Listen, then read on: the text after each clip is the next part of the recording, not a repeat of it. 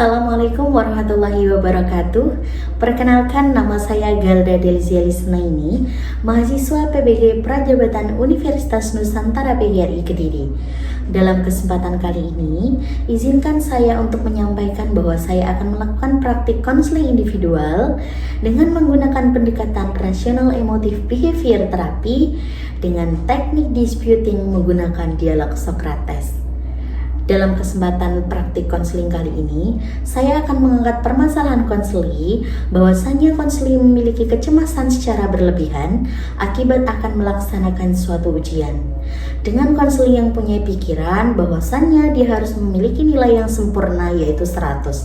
Apabila konseli tidak mencapainya, maka dirinya akan menganggap dirinya adalah seorang yang gagal. Terima kasih, hanya itu yang dapat kami sampaikan. Untuk lebih jelasnya silahkan menonton video yang akan saya sampaikan. Kurang lebihnya mohon maaf. Selamat menyaksikan, terima kasih dan sampai jumpa. Wassalamualaikum warahmatullahi wabarakatuh. Oke, standby, kamera ready, sound ready, 3, 2, 1, action.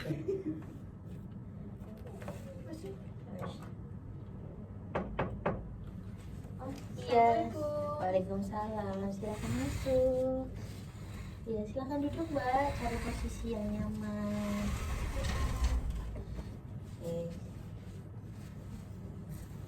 Oke Mbak Nadia ya, betul? Iya betul. Iya, berarti nggak salah ingat saya. Habis dari mana Mbak Nat? Tadi habis jamnya Pak Yusuf, jadi istirahat ini ke ruang PK. Oke, tadi pagi sudah sarapan Mbak Nadia? Iya, alhamdulillah sudah Bu. Oke, kabarnya hari ini bagaimana Mbak Nat? Alhamdulillah baik Bu, cuma ada sedikit pikiran aja gitu. Sehat kan ya? Iya, sehat. Keluarga di rumah sehat juga? Alhamdulillah. Alhamdulillah sehat. Mbak Nadia tuh alamatnya mana sih rumahnya? Saya itu Bu, Kedung Adem.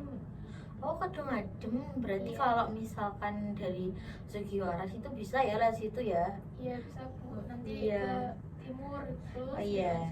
Heeh. Kebetulan saya rumahnya di Sukosewu. Kita berarti ya tetangga kecamatan gitu ya Mbak Nat ya? Iya Heeh. Bu. Sering main kemana biasanya Mbak Nadia? Ke kota? Ke kota iya. Lumayan sih. Mbak Nadia itu di mohon maaf, di Kedung Adem ya? Iya. Desanya di desa mana? Di Sidomulyo Bu. Oh, Sidomulyo. Mbak Nadia kenal ini temen ibu dulu ada waktu S1 itu dari situ juga namanya Mbak Mamlu. Oh iya Bu. Kenal? Kenal. Oh. Kita satu SMP. Oh, satu SMP, Iya. tapi satu desa, satu dusun juga? Apa Beda agak? dusun. Oh, beda dusun. Iya. Tapi masih satu desa gitu ya? Iya. Iya, itu dulu temen saya waktu S1 Mbak Nat.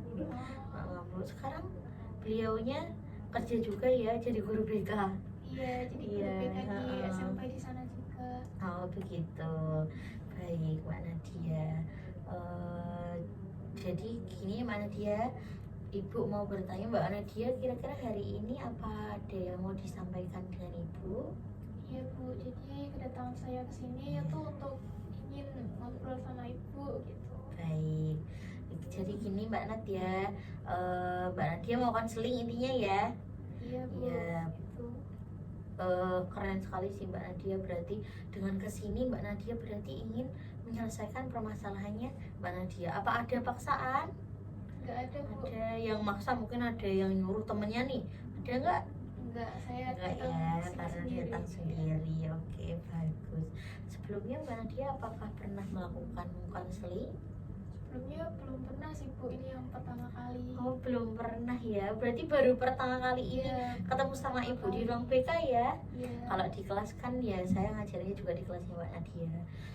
Karena sekarang juga pertama Mbak Nadia melakukan konseling, jadi mungkin nanti ada beberapa hal yang akan Ibu jelaskan sebelum melakukan konseling, gitu ya Mbak Nadia ya. Iya, Bu. Oke, jadi dalam proses konseling ini yaitu proses bantuan di mana konselor membantu konseli dalam penyelesaian masalahnya. Nah, konselor sendiri yaitu ibu menjadi fasilitator bagi konselinya nanti Mbak Nadia.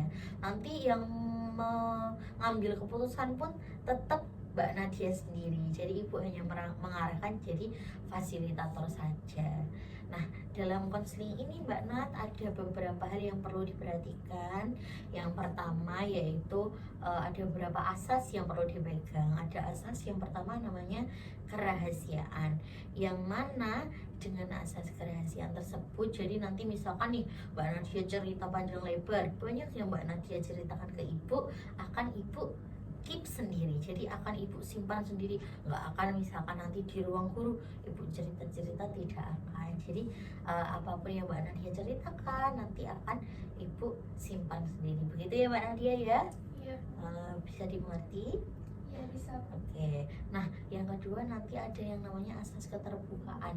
Jadi apapun yang Mbak Nadia katakan, ceritanya Mbak Nadia alami, mohon diceritakan secara sebenarnya, begitu ya Mbak Nadia. Terbuka saja, santai saja ya, nggak apa-apa, kita konseling santai saja, nggak perlu tegang. Nanti kalau tegang malah jadi takut kan, bingung.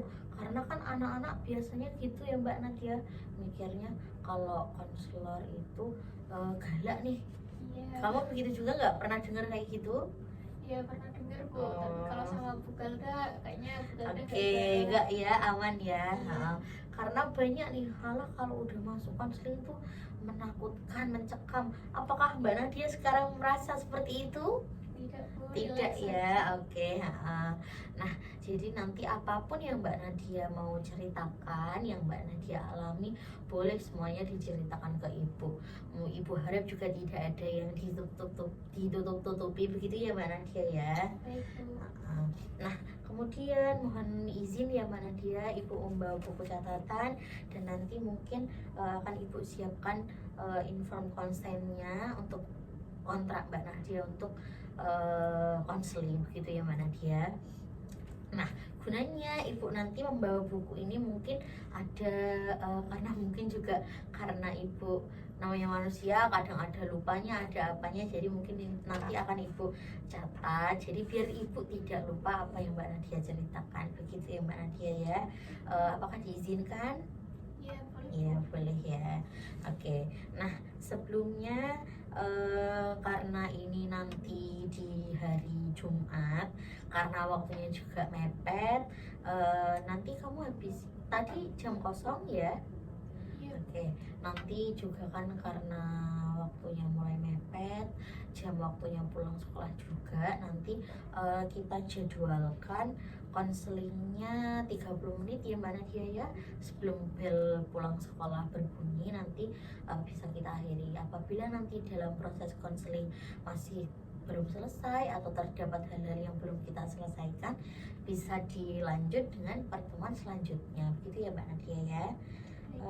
Mohon izin ibu ini mau memberikan kontrak surat pernyataan persetujuan konseling. Jadi mungkin nanti bisa Mbak Nadia isi mulai dari nama, jenis kelamin, sekolah dan lain-lain.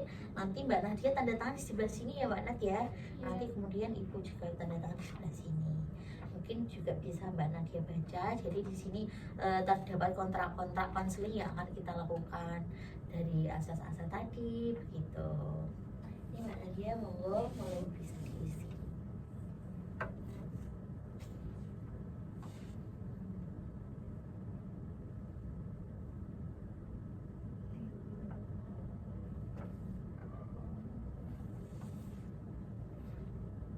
Ini Bu sudah Bu. Oke, terima kasih ya Mbak Nadia. Oke, kamu berarti sekarang sudah kelas berapa dong? Sudah kelas 3 Bu. Oh, iya kelas 3 ya. Iya. Wali kelasnya Pak Yono ya. Iya betul. Oh iya betul, berarti saya nggak salah. Oke, terima kasih ya Mbak Nadia telah bersedia mengisi. Iya Bu. Nah oke, sekarang silahkan Mbak Nadia menceritakan apa yang Mbak Nadia alami, apa yang Mbak Nadia rasakan, mungkin bisa diceritakan ke ibu. Silahkan Mbak Nadia. Baik Bu, jadi akhir-akhir ini tuh saya merasa tertekan begitu Bu, karena kemarin kan habis mengambil rapot. Nah, itu diambil sama bapak saya, ayah saya gitu. Nah nilainya itu menurun terus Bu, jadi saya merasa itu saya gagal gitu Bu. saya nggak jadi orang sukses, masa depan saya kayak nggak terlihat gitu Bu. Saya pikirnya saya menjadi orang yang gagal gitu Bu. Oke. Oh, itu pengambilan rapotnya waktu di semester 2 pas Mbak Nadia kelas 11 ya?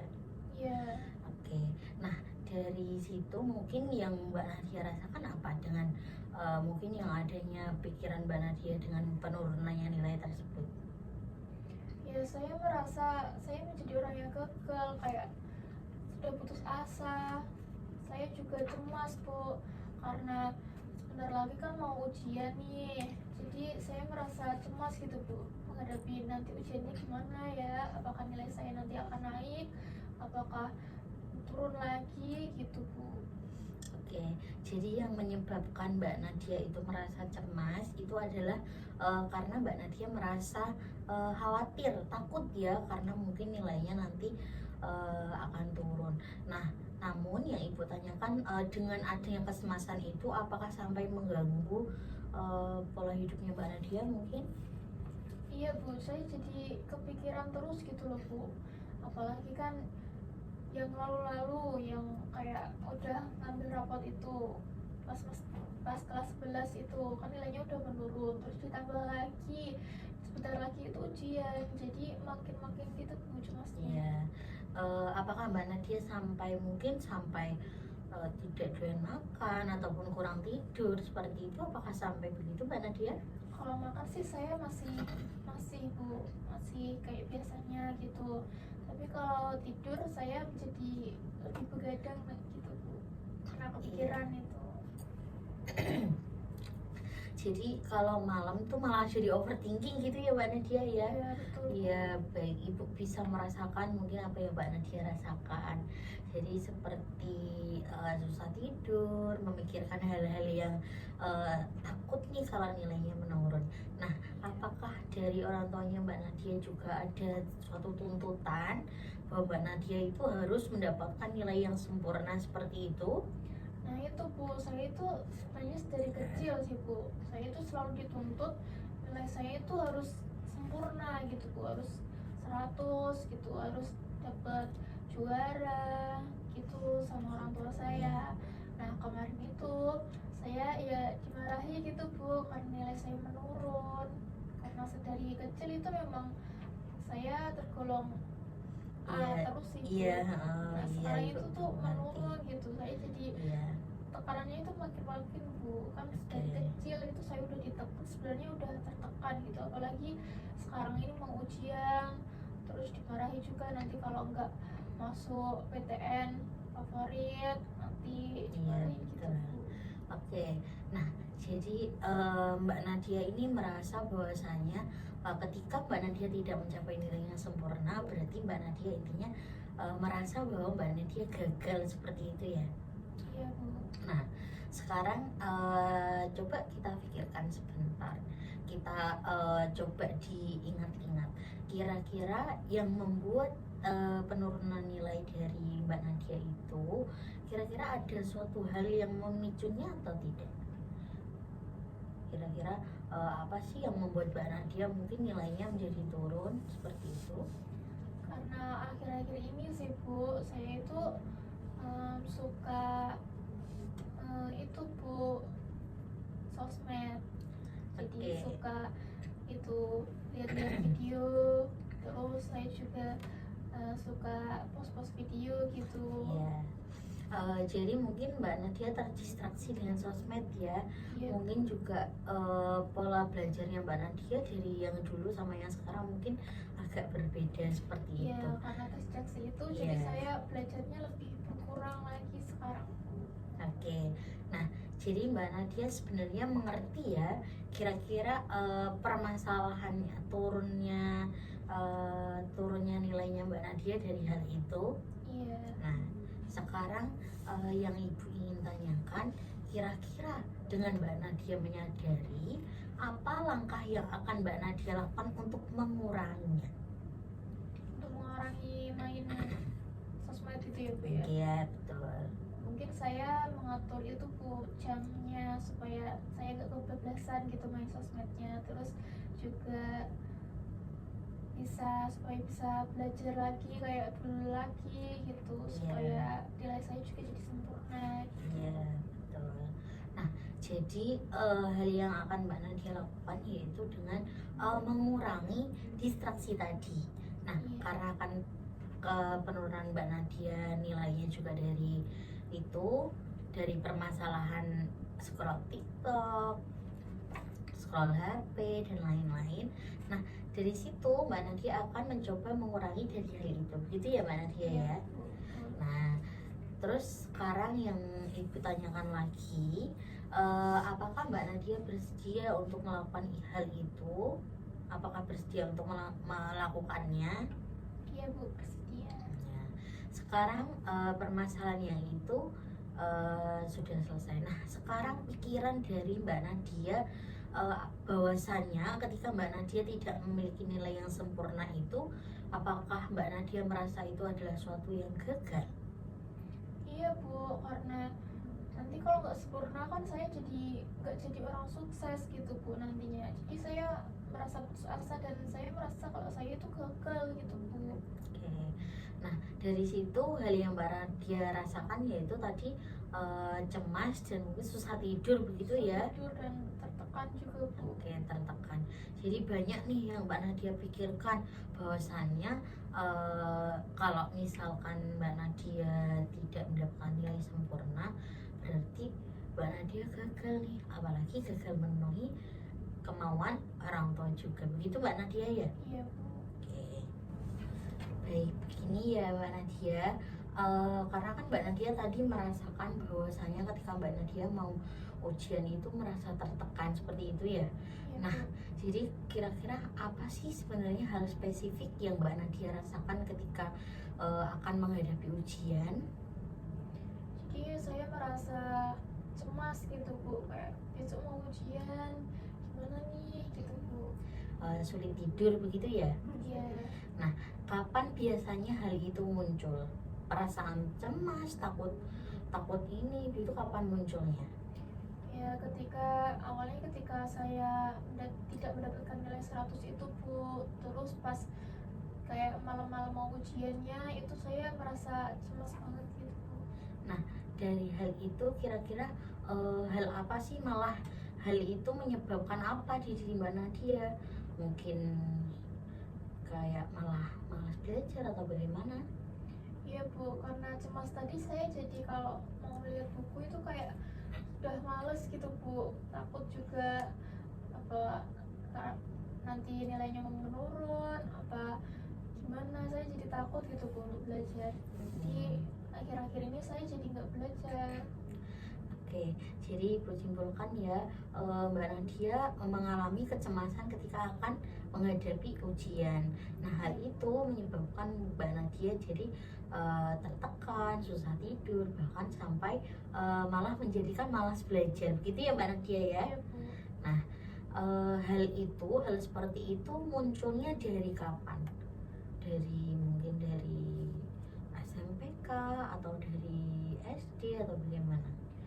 SD sama SMP itu kayak saya suka belajar emang Bu, tapi pas SMA ini apalagi kelas 11 lalu itu saya jadi kayak belajarnya itu makin berkurang gitu Bu. Saya jadi kayak susah, terus apalagi tertekan juga sama orang tua saya yang selalu menuntut saya itu saya harus sempurna, harus dapat nilai 100, nanti kamu jadi orang gagal. Saya jadi punya pikiran saya itu gagal, terus sama itu saya gak mau mendekati belajar, saya jadi kayak takut gitu mau Iya belajar. betul. Nah, berarti ada tuntutan juga ya dari orang tuanya Mbak Nadia. Iya. Apakah orang tuanya Mbak Nadia juga menuntut harus Mbak Nadia mendapatkan nilai yang sempurna? Iya Bu, saya itu harus dapat nilai yang 100 gitu Bu. Jadi bahwasanya Mbak Nadia juga merasa tertekan karena adanya tuntutan dari orang tua. Begitu ya Mbak Nadia ya? Iya Bu. Jadi dari tuntutan itu Mbak Nadia merasa tertekan dan malas belajar. Hal itu yang menjadi penurunan belajar di Mbak Nadia. Begitu Mbak Nadia? Iya betul. Oke. Baik, begini Mbak Nadia ya. Jadi misalkan nih tidak ada beberapa tuntutan dari orang tua ataupun tekanan dari diri Mbak Nadia, kira-kira yang Mbak Nadia pengenin itu seperti apa? Hal yang benar-benar Mbak Nadia pengen ini dari hati Mbak Nadia sendiri. Sebenarnya saya pengennya itu ya belajar dengan tenang Bu, kayak Iya. pas mau ujian itu juga mengerjakannya dengan tenang tanpa memikirkan nanti hasilnya gimana gitu. Iya, jadi ya, yang Mbak Nadia inginkan. Tenang dalam menghadapi ujian. Oke. Nah, jadi Ibu simpulkan bahwasanya ketika tidak ada tekanan-tekanan yang menjadikan Mbak Nadia justru malah cemas, malah tidak mau belajar, itu Mbak Nadia sebenarnya ingin tenang dalam menghadapi ujian, begitu ya? Iya. Oke. Nah, sekarang Ibu bertanya nih kepada Mbak Nadia, apakah orang yang sukses itu harus mendapatkan nilai yang bagus menurut Mbak Nadia? Iya Bu, karena di lingkungan saya itu semuanya emang di backgroundnya itu emang nilainya bagus-bagus, katanya orang tua saya, dan dia juga punya masa depan yang cerah, bisa masuk PTN itu Bu, UI itu, terus UGM, terus pas lulus juga jadi orang-orang yang berkarirnya itu cerah gitu Bu. Jadi saya rasa itu perlu. Jadi Mbak Nadia merasa itu perlu ya? Iya Nah, Bu. tapi seperti ini Mbak Nadia, apakah ketika Mbak Nadia itu tidak mendapatkan nilai 100, tidak mendapatkan nilai sempurna, apakah itu menjadi orang yang tidak sukses jadinya menurut Mbak Nadia? Iya Bu, karena memang karena saya selalu dituntut menjadi nilainya 100 itu supaya nanti saya bisa masuk di PTN favorit saya gitu Bu. Jadi saya nanti bisa masuk senam PTN gitu. Oke, jadi seperti ini Mbak Nadia. Lalu, apakah orang yang masuk PTN seperti yang Mbak Nadia inginkan tadi, orang yang sukses, orang yang masuk PTN, apakah nilainya itu 100 semua? Kayaknya tidak sih Bu. Nah, jadi bahwasanya ketika orang yang sukses itu apakah mendapatkan nilai yang sempurna Mbak Nadia? Sepertinya tidak Bu. Nah, coba kita pikirkan secara realistis ya. Coba apakah Mbak Nadia bersedia bahwasanya mengganti pikirannya Mbak Nadia dari yang semula orang yang tidak sukses itu adalah orang yang tidak mendapatkan nilai sempurna, menjadi orang yang sukses itu orang yang mau berusaha dan orang yang mau belajar. Apakah Mbak Nadia bersedia mengganti pikiran tersebut? Iya Bu, bersedia. Oke, jadi coba Mbak Nadia sekarang coba ungkapkan bahwasannya bagaimana sih caranya Mbak Nadia, misalkan seperti ini ya contoh kalimatnya ya. Jadi orang yang sukses itu bukan orang yang harus mendapatkan nilai sempurna, tapi adalah orang yang mau tetap belajar dan berusaha. Apakah Mbak Nadia bersedia untuk mengatakan seperti itu kepada Ibu sekarang? Iya bersedia Bu. Oke, boleh dicoba Mbak Nadia? Oke Bu, jadi orang yang sukses itu bukan orang yang memiliki nilai yang harus sempurna, selalu sempurna. Tapi adalah orang yang mau Mau berusaha. dan terus belajar. Nah, sekarang dengan seperti ini, kira-kira apakah pikirannya Mbak Nadia ada yang mengalami perubahan? Ada perubahannya? Iya Bu, jadi saya lebih merasa tenang gitu Bu. Mungkin dengan saya usaha dan terus belajar, nanti saya bisa menghadapi ujian dengan tenang tanpa ada tekanan gitu Bu. Oke, nah jadi Ibu simpulkan ya, Mbak Nadia nih awalnya merasa bahwasannya nilai 100 itu sangat penting. Jadi nilai 100 itu yang menjadi kunci bahwa orang itu akan sukses Jadi ketika Mbak Nadia mendapatkan nilai kurang dari 100, Mbak Nadia merasa gagal seperti itu ya. Iya, Nah, Bu. akan tetapi karena sekarang Mbak Nadia sudah mulai mencoba untuk mengganti pola pikirnya Mbak Nadia, bahwasanya orang yang sukses itu tidak selalu dan tidak mesti mendapatkan nilai 100. Begitu Mbak Nadia ya? Iya, Bu. Oke, baik Mbak Nadia. Jadi sekarang Ibu mau menanyakan kira-kira hal apa sih, langkah apa yang akan Mbak Nadia lakukan untuk mencapai tujuannya Mbak Nadia tadi, bahwasanya Mbak Nadia ingin belajar lebih tenang begitu, tanpa adanya tekanan. Baik, Bu. Jadi saya akan berusaha untuk mau buka buku lagi, mau belajar lagi, belajar tentang mata pelajaran yang saya rasa kurang lagi gitu, Bu. Iya, Terus saya juga akan buat jadwal juga, Bu. iya Misal betul.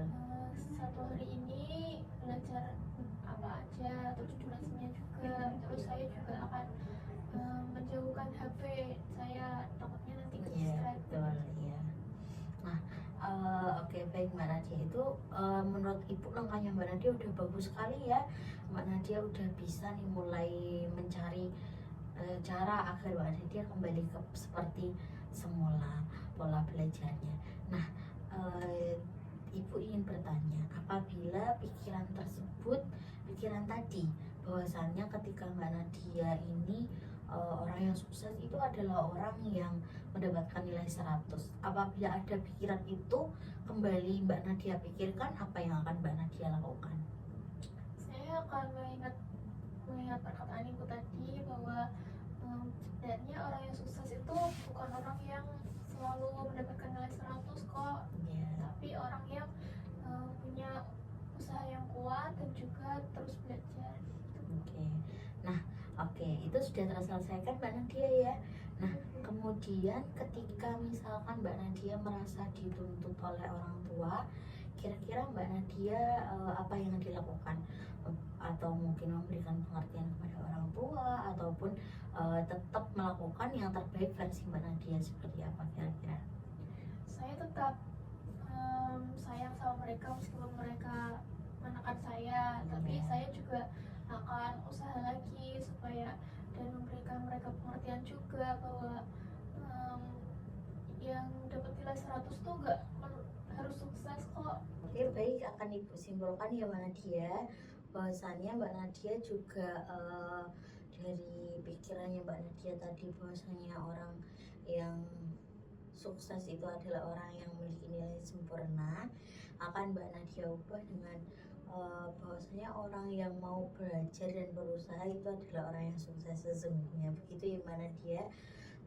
Terkait dengan permasalahan orang tua juga, Mbak Nadia mungkin akan mencoba memberi pengertian kepada orang tua dan akan terus berusaha dan menjadi versi terbaik lah untuk Mbak Nadia, bagi Mbak Nadia untuk membanggakan orang tua. Begitu Mbak Nadia ya. Iya, Bu. Oke, terakhir nih, dari awal hingga saat ini sesi konseling ini, apa sih hal yang Mbak Nadia rasakan, perubahan apa mungkin dari perasaan ataupun pemikiran, mungkin bisa Mbak Nadia utarakan kepada Ibu? Baik, Bu. Jadi awalnya tadi saya merasa cemas dan merasa tertekan gitu, tapi setelah ngobrol dengan Ibu dan tadi sudah Ibu kasih tahu kalau orang yang sukses itu nggak harus yang dapat nilai 100, tapi Ya, betul. merupakan orang yang selalu berusaha dan selalu terus belajar begitu, Bu. Dan akhirnya sekarang saya sedikit tenang gitu, Bu, dan nanti saya juga sudah ada tindakan yang akan saya lakukan supaya saya bisa merasa tenang dalam menghadapi ujian selanjutnya gitu, Bu. Oke, baik, bagus sekali Mbak Nadia ya. Ibu bangga Mbak Nadia ternyata bisa menyelesaikan permasalahannya sendiri. Nah, sekarang terakhir Ibu mau memberikan tugas rumah untuk Mbak Nadia. Apakah bersedia? Ya, bersedia. dari yang tadi Mbak Nadia katakan, banyak yang Mbak Nadia, misalkan Mbak Nadia mau belajar lebih tenang, mau usaha belajar lebih giat lagi dan lain-lain, Ibu mohon untuk Mbak Nadia siap melakukannya kira-kira dimulai dari kapan? Sebelum dari ini saya mungkin bisa langsung. Oke, sebelum dari ini mau mencoba ya? Iya Bu. Oke, nah jadi tugas rumahnya yaitu Mbak Nadia melakukan hal tadi. Ibu mohon untuk Mbak Nadia melakukan hal tadi. Nah kemudian minggu depan Ibu akan memanggil Mbak Nadia lagi. Ibu akan menanyakan, kita cerita sharing-sharing ya, kira-kira apa perubahan yang sudah Mbak Nadia lakukan. Apakah Mbak Nadia bersedia? Iya Bu, bersedia. Oke, jadi Ibu akan melakukan monitoring ya terhadap perubahannya Mbak Nadia. Nanti bisa mungkin Ibu tanyakan kepada teman sekelasnya Mbak Nadia ataupun kepada wali kelasnya Mbak Nadia. Begitu Mbak Nadia ya. Iya Bu. Oke, dikarenakan waktunya sudah habis, karena kita terkendala waktu juga, mohon maaf jika konseling ini Ibu akhiri ya. Mbak Nadia setelah ini apakah ada kelas? Enggak Bu. Enggak ya, langsung pulang aja ya. Enggak ada ekstra pramuka? Enggak ikut? Enggak ada Bu. Oh enggak ada, libur ya mungkin ya? Iya. Oke, baik Ibu akhiri konseling kali ini Mbak Nadia ya. Terima kasih atas kedatangannya. Bisa Ibu, terima kasih ya Bu. ya, hati-hati Mbak Nadia. Ya, Assalamualaikum. Waalaikumsalam.